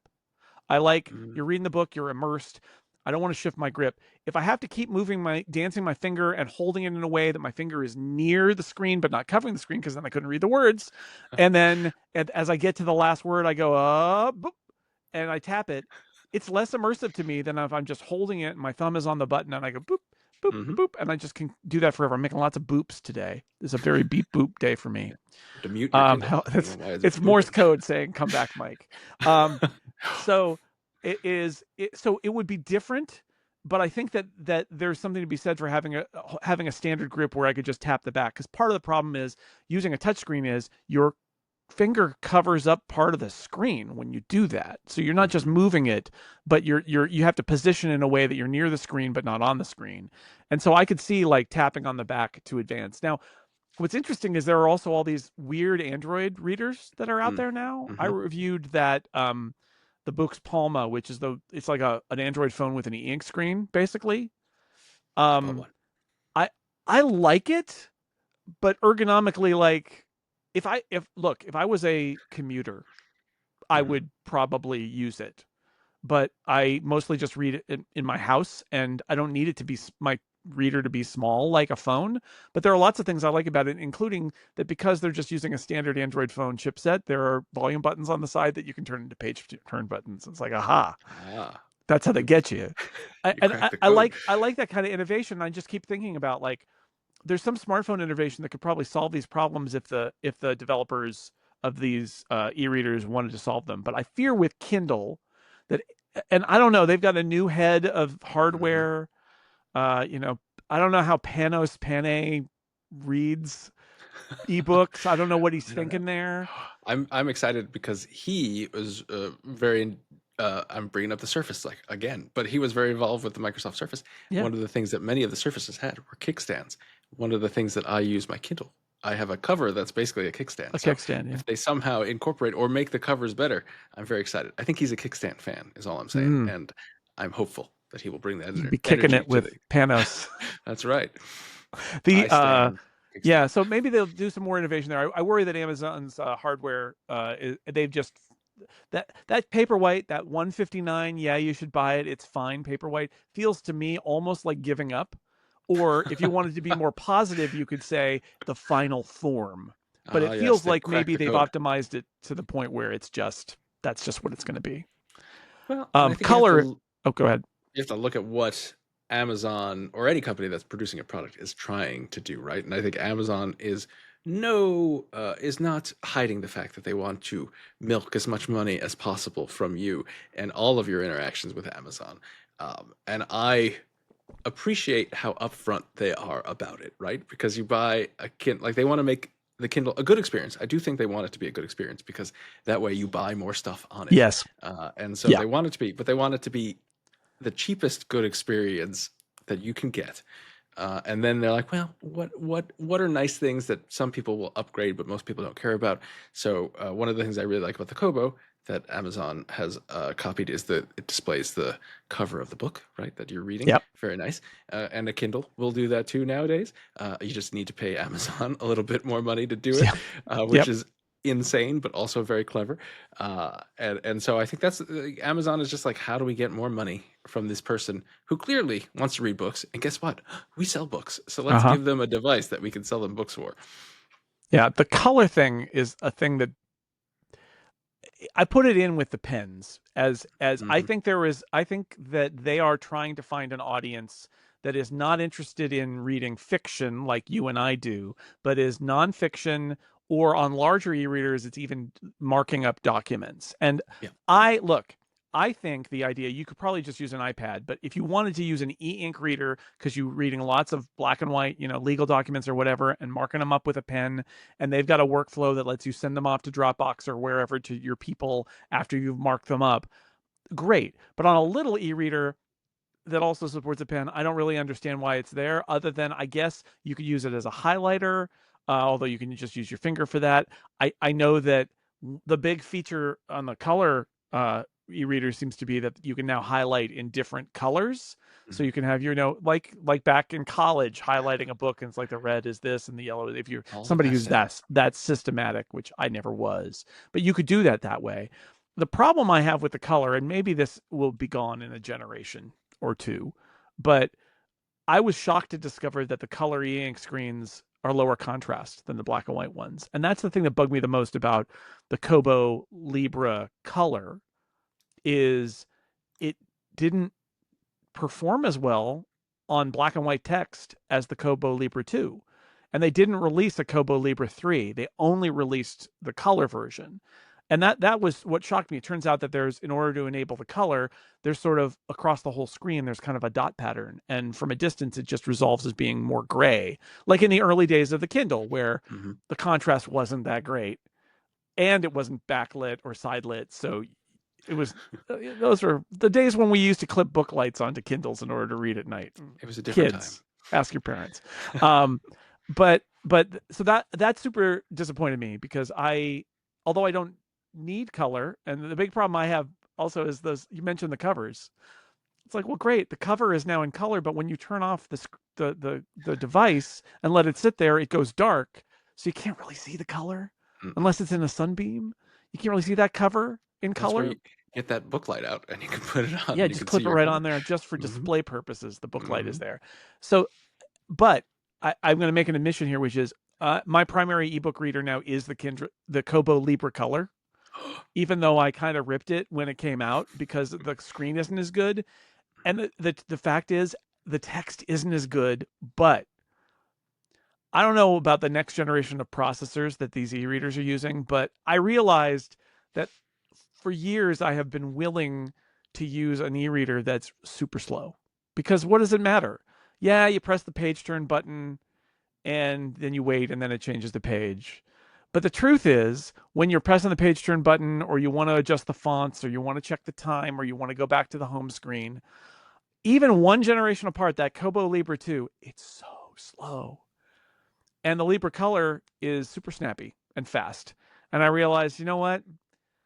I have been ruined by modern e-readers, and the old e-readers are nice and all, and they've got buttons and all of those things, but they're really slow. So I guess that's one where they have gotten better, is that is that the interfaces are not right, because for an e-ink device, at least today, you don't really need to worry about speed because the screens don't even refresh that fast. But my understanding, based on the Vergecast interview with the Kobo CEO, is that stuff's advancing rapidly, and all these e-readers are now going to have to start pondering what happens if you can refresh at a good refresh rate. Like, do you start doing animations and making it feel more like a smartphone? Can you do a swipe where, like currently on the Kindle, when you swipe to reveal, it just goes from not being there to it being there.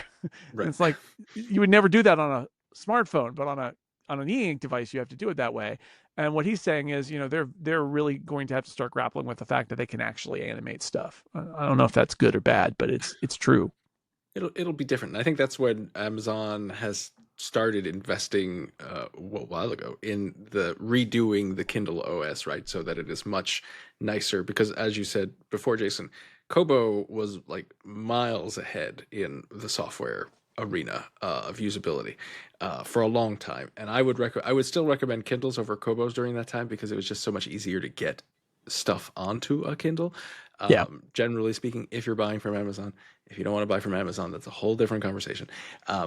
But they have reached parity pretty much, and I think that's because Amazon and Kobo both are like, well, at some point these devices are going to be more capable, and we need to think about the interface so that people will keep using them. Although I do hope, to your point, that they aren't going to start like every single, like I tap to open a book, and like the book cover opens up and like a little person dances and then it opens. Like, no, the Bookman. The Bookman is dancing. Hooray. Bookman, go away. Can I disable Bookman? And that was kind of the point. I recently, Amazon rolled out an update to the Scribe.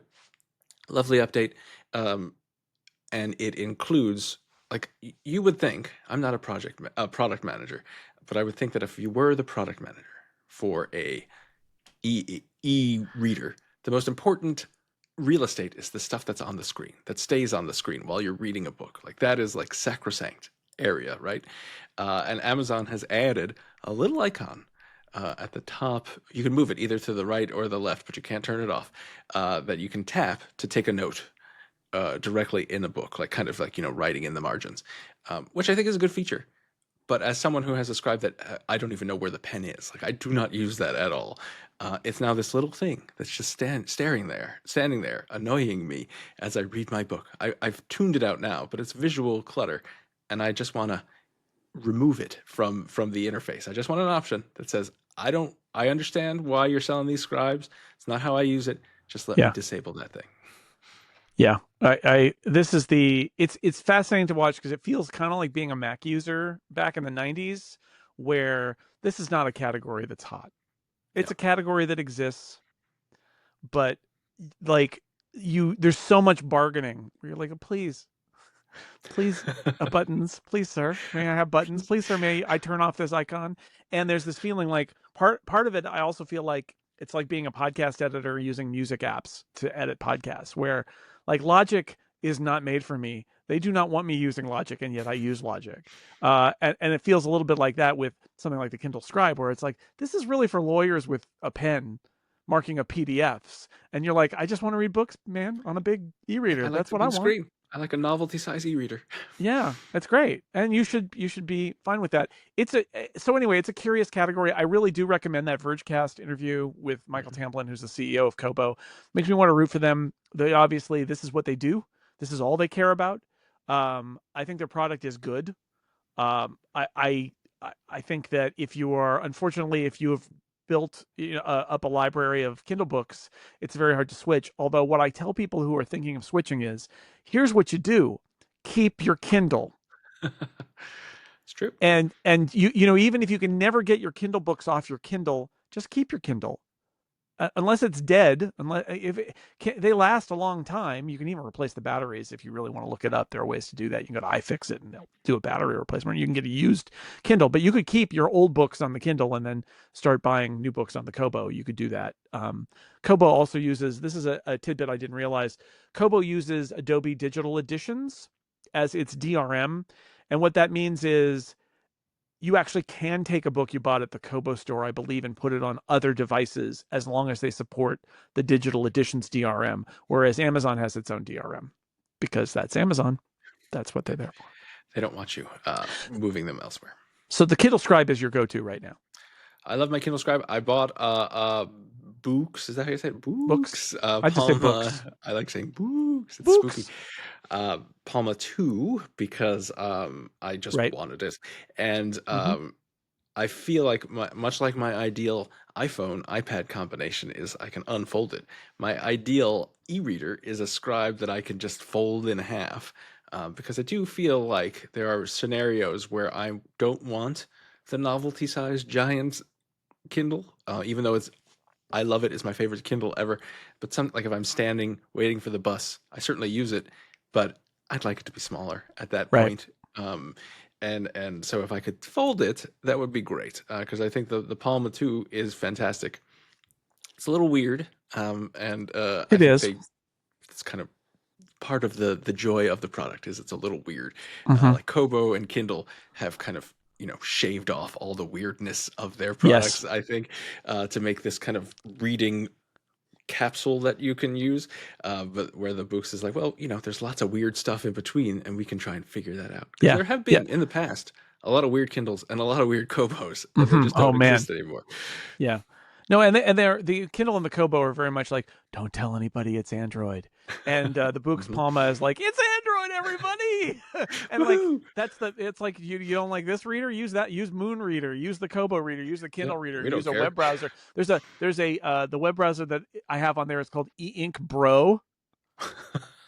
Apparently, just bro is short for browser, it turns out. So think about that the next time you're around a bunch of bros. They're really just like, which one is Safari? You play that game. But like there is stuff. I think the big problem I have, once you get it set up, it actually is pretty good. And I've been reading stuff on Books devices for a while. I've been reviewing them. And when they started, it was rough because they're literally like, hey, we put Android in an e-ink screen. It's like, yeah, but none of the software was optimized for e-ink. And so it was kind of a disaster. And now I think they've contacted a bunch of these apps and they built in some hooks where they've modified Android so that a lot of them will do things like go into a black and white mode, where they will accept a button press as a page turn, even in like a web browser, so that you can do that. Also, there's a convention on a lot of Android apps where you can use for reading apps where you use your volume to change the page, which is great too. Works with those buttons. So I like that. It is, I think their biggest liability is that they're a Chinese company and their software developers are not super great with the English, but even there they've gotten a lot better. Setting up the first one was a real adventure, and the latest ones are just much more straightforward. But again, you have to be somebody who wants to tinker, and you describe those Kindles and Kobos as reading capsules. That's what they are. Like, they don't have apps. In fact, my complaint might be, it would be nice if they did have the ability to read other things that I read, like articles. Again, I don't want to read social media, but I would like to be able to read my RSS feed instead of having to sort of like send every article to Pocket in order to read it on my Kobo. I'd like them to be maybe a little more functional for other kinds of reading, but like, that's the beauty of the Android side, is you have to mess with it. But like, if there's an Android app for it, you can read it on the Books Palma. It might be good, it might be terrible. No way to know but try. And there is Kindle does have the whole send to Kindle thing, but it's not as it's not as easy to do as you would like. So it'd be nice. They used to have a thing where you could subscribe to various like RSS feeds and either pay or not pay depending on how they set it up. Newspapers. I used to get my newspaper. Yeah. It's gone now. My website was on it for nobody other than me because I was trying to figure out how to do it. But you could make it available for free. And they killed all that stuff. I assume nobody was using it, but yeah, they killed the whole periodicals thing and everything. Amazon. Well, Scott, thank you for talking about e-readers with me. I appreciate it. Thank you for having me on to make people long for when I'm not on. Well, we're not done yet. It's time for our next sponsor. It is ExpressVPN. This episode, of course, brought to you by our good friends at ExpressVPN. Going online without ExpressVPN is like not having a case for your phone. Most of the time, you'll probably be fine, but it takes one drop, and you will wish you spent the extra money just in case. When you connect to an unencrypted network, whether it's in cafes, hotels, airports, or anywhere else, your data isn't secure. Someone on the same network could gain access to your personal data, including passwords, bank logins, credit card details, and other things you wouldn't want in someone else's hands. ExpressVPN stops hackers from stealing your data by creating a secure encrypted tunnel between your device and the internet. There are loads of reasons to choose ExpressVPN over other VPNs. It's secure. It would take a hacker with a supercomputer over 1 billion years to get past the encryption, and they don't have that kind of time. It's easy to use, too. Just fire up the app, click one button to get protected, and it works on all your devices, phones, laptops, tablets, and more. It was rated the #1 VPN service by top tech reviewers like CNET and The Verge. When I was in New Zealand, this is the story I tell. We wanted to watch Last Week Tonight with John Oliver, and it's on HBO in the US. And we have HBO or Max, HBO Max, whatever it was called at the time. They keep changing the name. Anyway, so not available in that country. But one tap on my iPad while we were in Christchurch, New Zealand, and suddenly we were in America and could watch the show that we paid for. And that is awesome. I also watched a college football game while I was in Sweden. It's pretty cool. Secure your online data today by visiting expressvpn.com/upgrade. That's expressvpn.com/upgrade to find out how you can get up to 4 months of ExpressVPN free. expressvpn.com/upgrade. Thank you to ExpressVPN for supporting Upgrade. But now, Scott, it's time, as we finish the show, for some Ask Upgrade questions. I forget which the sound effect is for Ask Upgrade. It's lasers. That's what it was. Yeah, that's okay. I'm here. You're not here every week. You haven't been on for 500 weeks. I do listen, but okay. I don't know the order. I have a bad I know. And are we playing the Lex theme songs this week? We're not. I don't know. I play them in my head sometimes. This question comes from Cods, who says, I share your fondness for e-readers, and in particular for e-readers with page turn buttons, such as my Kobo Forma. It seems all of our concerns about recent e-reader designs ditching page turn buttons are mute, thanks to this remote finger that may be the answer to all of our prayers. So the remote finger, about the remote finger, because a lot of people said this to me. It is great. It would be great for Scott, actually. Our friend Erica uses a remote finger because what she does is, if you're not holding the e-reader, if you put it on a table, or Erica has got like a stand she puts it in, and it kind of hovers above her so she doesn't have to hold on to it. The remote finger is a Bluetooth device that clips on your e-reader and goes right over the edge. So you do have to try to not have it cover the text up, but it goes right on the edge, and it's got a little piece of something on it that is like a finger in terms of how it touches it, and then you get a remote, and so you can sit back and read, and then you just keep clicking the button on the remote, and the finger physically goes boop and touches and turns the page. And Erica stands by this. I know a lot of people who do this. A lot of people who are under blankets and stuff, and they want to be cozy, and they don't want to hold it, or they have accessibility reasons. So yes, Scott, you could do this if you wanted to, and then you would never have to reach forward and tap on your e-reader again. I've been tempted many times. It's a great idea. Here's my problem with it, which is these are computers. They have Bluetooth support. Why don't they just support Bluetooth devices to turn the page? Why do I need a finger clipped to my e-reader? I should just have a clicker, a Bluetooth clicker, and be able to go click and have it go to the next one. I shouldn't need this weird I mean, I guess all fingers are digital, but you know what I mean. As a middleman, I don't need a middleman. They should just make it. They should support, literally just support a keyboard profile where any key goes forward, or maybe most keys go forward and some keys go backward. And then I assure you, people will start building clickers that just do those two keys, and they show up like keyboards. But so sorry to Cods, but this doesn't solve my problem, because my problem is that I'm holding it, and I'm not going to hold it in one hand, and that's not going to happen. You could tape the clicker to the back and just click it. Imagine that. It's a nice idea. Anyway, thank you, Cods. Jack says, I have a theory I haven't seen written anywhere about why companies are pursuing colored e-readers despite their muted colors and lack of contrast. I believe this is a response to both a reduction in first-time e-reader buyers and people not needing to upgrade their old e-readers. And due to this, e-reader manufacturers are attempting to find ways to incentivize people already owning e-readers to upgrade to colored screens. So it's that classic, like, how do I get anybody to buy a new anything? You got to have a feature. And Mr. E-Ink Incorporated comes to you and says, we got color now. And you go, great, put it in there. I mean, give it to me. This sounds right. I think Jack has cracked capitalism. This is how it works. Is you try to create a desire when there isn't a need, and then you sell to them. Yeah, I mean, I would argue that this is the classic Apple move of saying Mr. Ian comes to you and says, "I've got this new thing," and you're like, "Yeah, but what problem does it solve?" Because that's the whole idea. Is in all my days covering Macs and PCs, the PCs and the Android phones to a lesser extent, but the PCs, whenever there was a new technology, the PC makers would just shove it in there. Yeah. They're like, "Look, new thing." It's like, what does it do? Why is it practical? It's like, we don't know, but it's new. I remember when all the PCs had fingerprint readers, but Windows really didn't know what to do with a fingerprint reader. No, but they were there.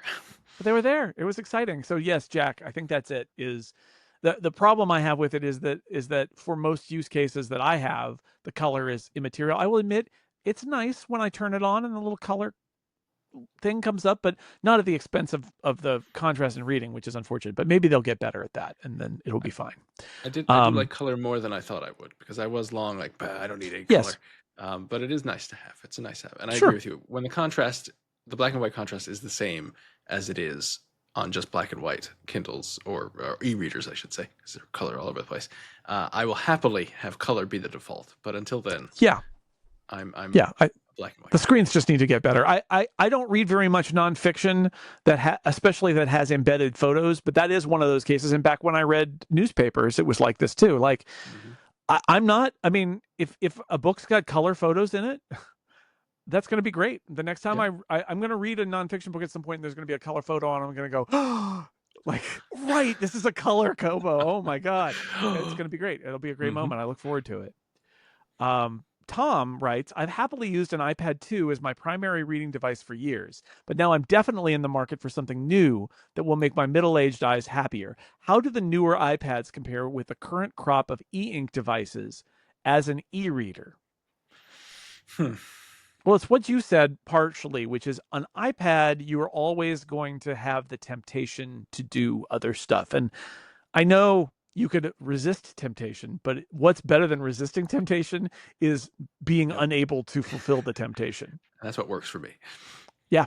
No, it's a little like, I forget what the scenario was. It was something like, this was it. A few years ago, Lauren and I decided the right way to eat. We don't usually have potato chips or other kinds of chips in our house, snack items. But the right way to eat a snack item is to get a little bowl and put some snack items in it, and then you close up the bag and put it away, and then you take the little bowl. What you don't do is bring the whole bag, right? No. You don't do that. And this is a little like that, which is, look, if you want more, there's more. You can go get more, but you have to get up and go over there and get it. And it's a very conscious decision. There's barriers don't have to be huge. You don't have to lock it away with a timer and say the chips won't be available for another 3 days, right? You don't have to do that. You just have to make it a conscious decision to meter things out, and that little soft barrier can be enough. And that's how I feel about e-readers is I can pick up my iPad, but like I have to put down my Kobo and pick up my iPad and open it up and unlock it and do all those things.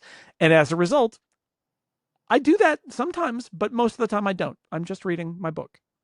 And, maybe after 20 minutes, I will check to see if something's going on or something. But like I will, that's the appeal I have. And I think the current crop of e-ink devices, that's what they're going to give you is they're not an iPad. Yes. And I think when at bedtime, my children, we sit down and my kids run in after they brush their teeth and they yell, "It's book time," because we read before they go to bed. And that's when, in my mind, when I pick up my Kindle, I think it's book time because that's all my Kindle will do. And so I'm going to do that. And the other thing, I mean, I like that even though I said I don't, it's an in-between device. I do like my iPad. It's a great piece of equipment, but it's also heavy. So if you're like, Jason, and holding your iPad. Get a smaller Yeah, Kindle. It's I'm one of much those. nicer on your I'm one of those wrists. Kindle holders, You're a Kobo Kindle holder. holders. Yeah, I would also say, look, the screens are very different because you mentioned middle-aged eyes. The screens are very different. I think they both have their pros and cons, right? Like frame rates and all of that, but they're also backlit, those iPads. And the way that the e-ink readers work and what makes them so different is they have lights on them, but the lights come from the side to illuminate the screen, or you're outside or you're in a well-lit room and you can just read it without any help or without as much help. But it's a different quality of light. Also, they're all like 300 DPI now, so they look good. I don't want to make any medical claims, but I think I would say they are kind of easier on the eyes for long reading sessions, because they're more like paper. That's the idea. So I think middle-aged eyes might be happier with e-ink, but your mileage may vary. Get a cheap one. Try it out. Yeah. Yeah, and I mean Amazon, it's easy to buy one and return it if you don't like it. But I think if you're using an iPad 2 as your primary reading device, you can definitely do better. And probably there's almost nothing on that iPad that I don't even know what apps are available anymore. So yeah, I try an e-reader and see. Michael writes, if you had to pick a form factor from the early generations of e-readers to use and modernize, USB-C, backlight, etc., what would you pick? I'm thinking Kindles with full keyboards, Sony readers, Nooks with 2 screens, Kobos with 4-way toggles, those sort of models from the early Wild West days of e-reading. What do you think, Scott? It's when they were weird. I have a drawer full of e-readers, and so I pulled out some to go down memory lane, and I think that my I won't hold them up because it's not good for audio podcasting. Yes. But so I have a Kobo Mini. So Kobo made this tiny little cute e-reader. The first e-reader I bought was a Sony PRS 505, which is beautiful, and a beautiful piece of hardware. The most atrocious software to get a book on. It was awful, but it is a beautiful device. And I actually like a Nook Touch Simple. It's like kind of rubberized. It's nice in the hand. But I think what I would pick if I had to pick one is going to be a controversial pick, because I know Jason does not like the original Kindle. I loved the original Kindle. I know you returned it almost immediately. I did return it. Yeah. But I just love the shape of it. It's so weird. It looks like, something from the 80s somehow fell into a time portal. The buttons are a bit flappy, so if we were updating it, we'd make the buttons a little better, I think. But keep the buttons. Get rid of the keyboard.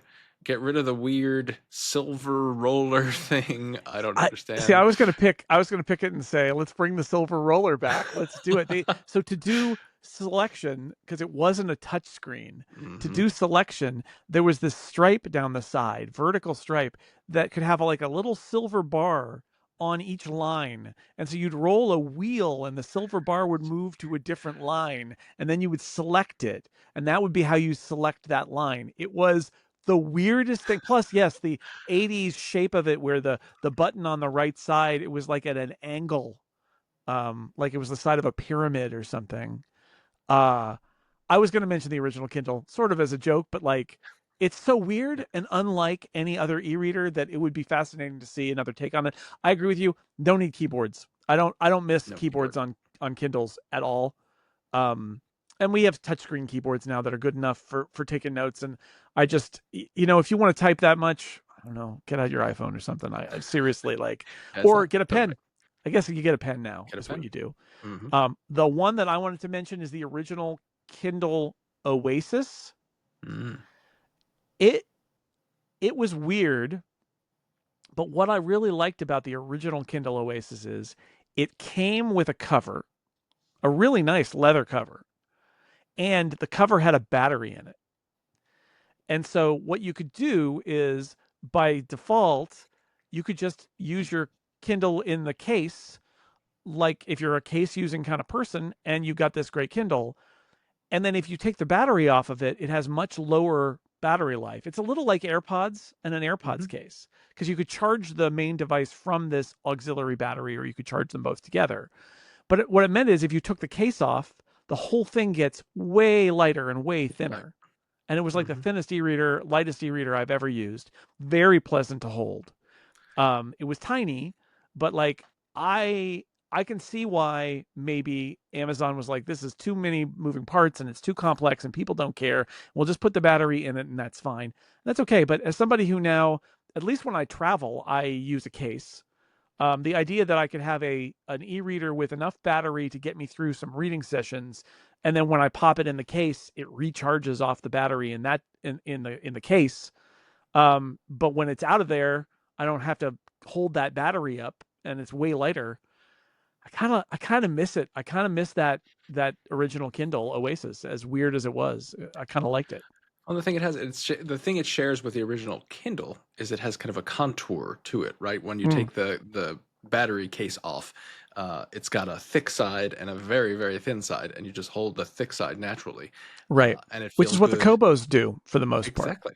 So that is the thing I don't like about Kindle design now is they're all just like flat rectangles. Yeah, they're stones from a stream, polished stones. They're all just flat, round rects. Yeah. And as to Jason, to your point, like it's not horrible. It's just a small thing would make it more pleasant. So like having buttons, making it fit better in your hand, are nice things. And you would think e-readers are at they're a pretty mature product that a very small group of people use, but that small group of people really cares about it, right? So you would think, there's probably two markets. There's people buying it for other people who are like, oh, you like to read, or I don't know what, or you like gadgets, so here's a cheap Kindle.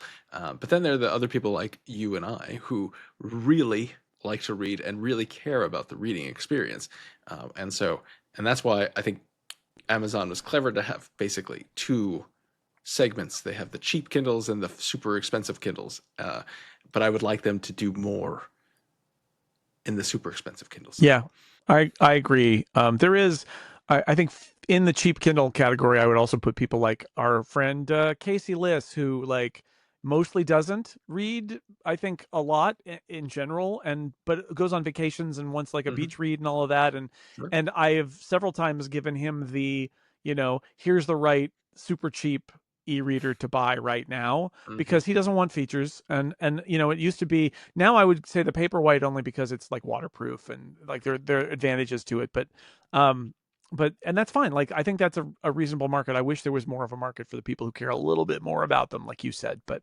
maybe not. Well, Scott, that brings us, you did it. We did it together to the end of this episode of Upgrade. Thanks to everybody who's listening. You can send your feedback, follow-up, and questions to upgradefeedback.com. Thank you to our members who support us with Upgrade Plus. This week, I'm going to ask Scott some questions about stories of his life as depicted in his blog. Get upgradeplus.com, and Mike authorizes that as the approved way to get a gift for Mike and his baby, is just to join Upgrade Plus. You can find us on YouTube by searching for Upgrade Podcast. Thank you to our sponsors this week. They were Fitbot, ExpressVPN, and Factor. And thanks so much to Scott for being on this episode. Scott, it was a pleasure. You and I do a Star Trek podcast when Star Trek is in season called The Vulcan Hello over on The Incomparable. And I always say that podcast exists because I enjoy talking to my friend Scott about Star Trek. But it was nice talking to you about e-readers and computers and stuff too. It was fun talking to you. I enjoy talking to you, Jason. I also enjoy listening to you and Mike talk. So I'm excited for Mike to be back whenever he comes back as a proud Upgrade Plus member. I enjoy supporting the podcast and listening to the podcast. It's a lot of fun and an honor to be here. So thank you for inviting me on. Yeah, it was great having you. Thank you, everybody out there, for listening to Upgrade as usual. And once again, I would also like to thank Casey Liss, John Gruber, John Siracusa, Stephen Hackett, Dan Morin, David Smith, and Scott McNulty, the Dad Squad, for being here. We'll be back next week. Will Mike be here? I sure hope so. But until then, goodbye.